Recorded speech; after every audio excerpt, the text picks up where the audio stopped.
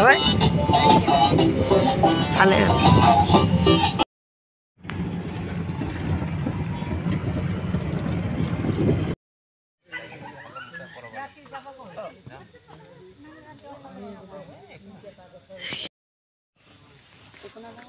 এয়া কেম্বুৰ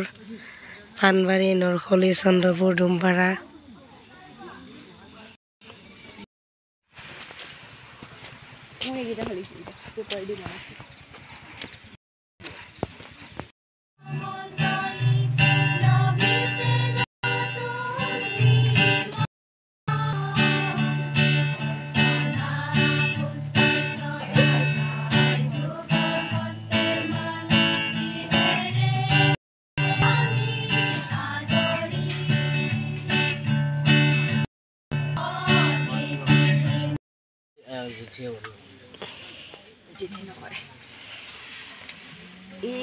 তো বাহিৰত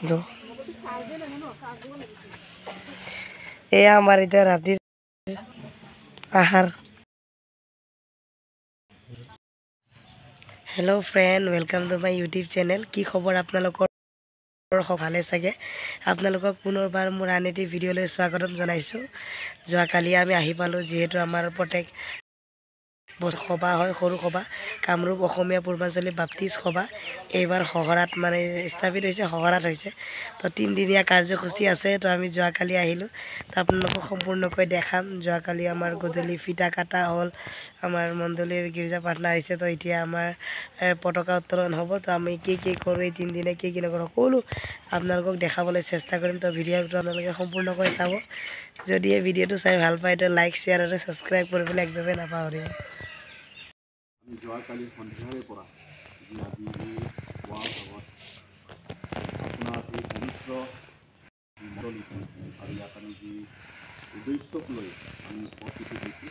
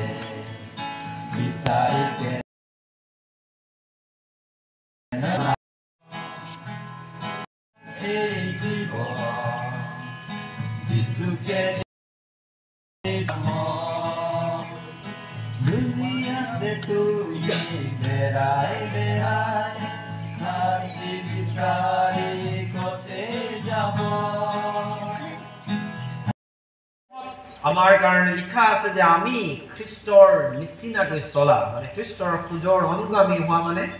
যীশু খ্ৰীষ্টৰ নিচিনাই যীশু খ্ৰীষ্টই যি আদৰ্শ আমাক দি গ'ল যেনেকৈ যীশুৱে জীৱন যাপন কৰিলে যেনেকৈ যীশুৱে চলন ফুৰণ কৰিলে যেনেকৈ তেওঁ ব্যৱহাৰ ৰাখিলে সকলো ক্ষেত্ৰতে যীশু খ্ৰীষ্টৰ অনুগামী হ'বৰ কাৰণে আমি সকলো তেওঁ বিশ্বাসীসকলক ঈশ্বৰৰ বাক্যই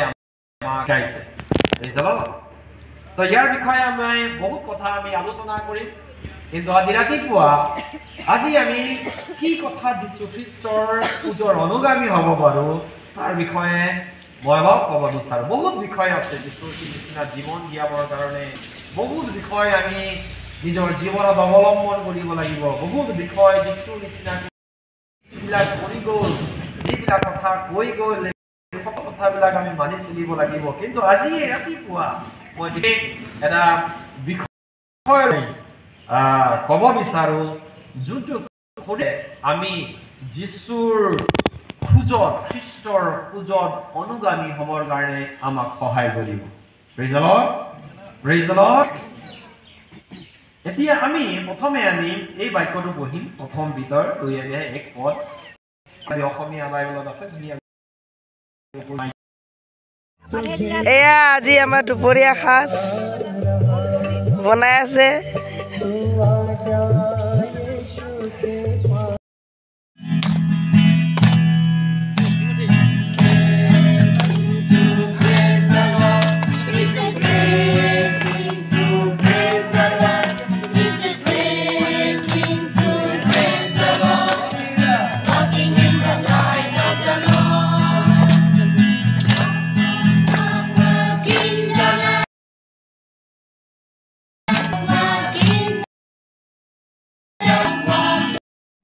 যীশু খ্ৰীষ্টৰ আশীৰ্বাদত আমাৰ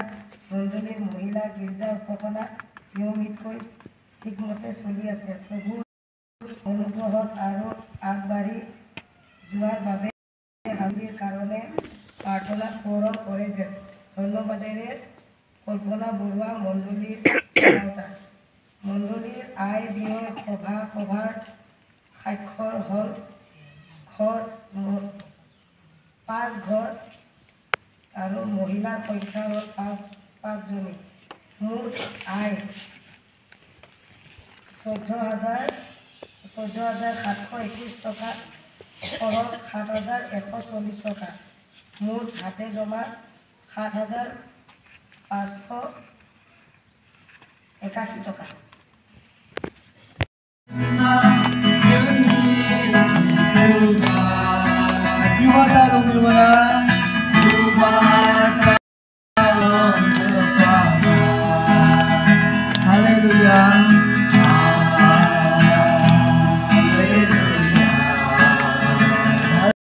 ঈশ্বৰেই বাক্য আৰু সেই বাক্যই দেহৰ ৰূপ ধাৰণ কৰিলে বুলি কয় আৰু মানুহৰ মাজে যীশুৰ কথা কয় যেতিয়া তেওঁ মেৰীৰ গৰ্ভত যেতিয়া জন্ম যেতিয়া আহাৰ আগতে যীশুৰ অস্তিত্ব আছে কোনোবাই কয় তোমালোকৰ ঈশ্বৰটো 2000 বছৰ বয়সতে 2000 বছৰ আগতে আহিছিল তেনেনো কেনেকৈ ধৰণৰ ঈশ্বৰটো অন্ত নাই বহুতে ক'ব বিচাৰে যীশুৰ আৰম্ভণিটো 2000 বছৰৰ সেই বেথলেহেমৰ সেই গোহালিত কেনেকৈ তোমাৰ যীশু ঈশ্বৰ হ'ব পাৰে বহুতে প্ৰশ্ন কৰিব পাৰে আপোনাক আমাৰ উত্তৰ কি আছে এতিয়া মই যেতিয়া মই বিহাৰত আছিলোঁ